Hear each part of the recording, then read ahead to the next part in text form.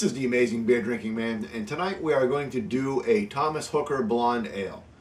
Now, it's not every night I can tell my wife I'm going down into the basement to do a Blonde Hooker, but tonight she said it was okay.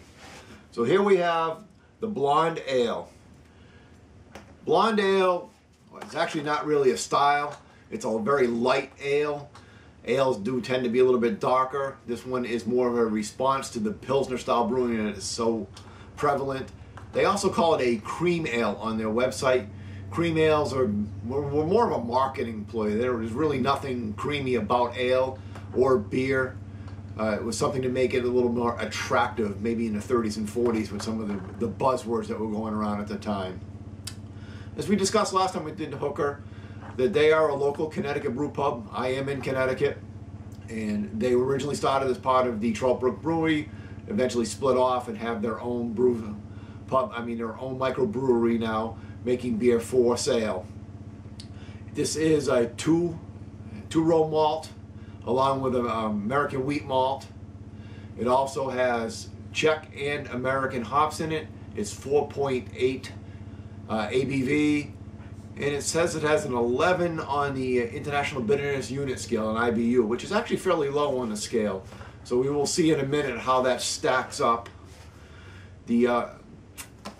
Let's go. Why don't we give it a crack and see what we got?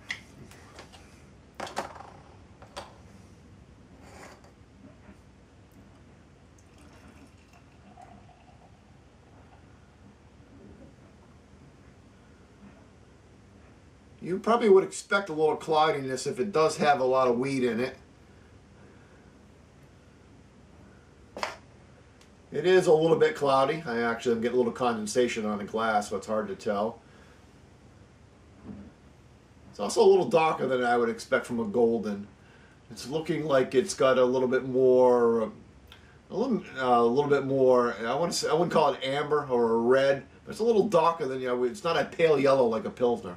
It's definitely a darker golden, color. It's actually got a very nice head on him. Nice carbonation. The head's holding up. We should be getting some nice aromas off of that.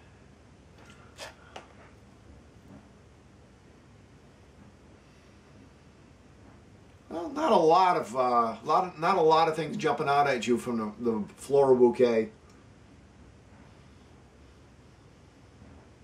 Really a little bit of malt, and that's about all I'm picking up from it.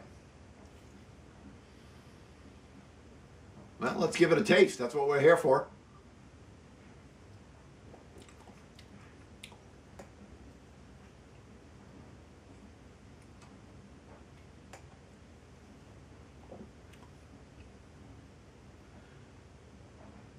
It is very light, hardly any bitter or any hop taste at all.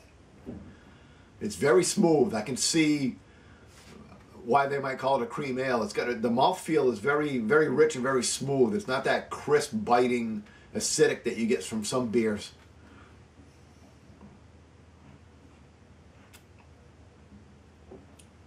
A little bit of earthiness to it, coming out from the malt.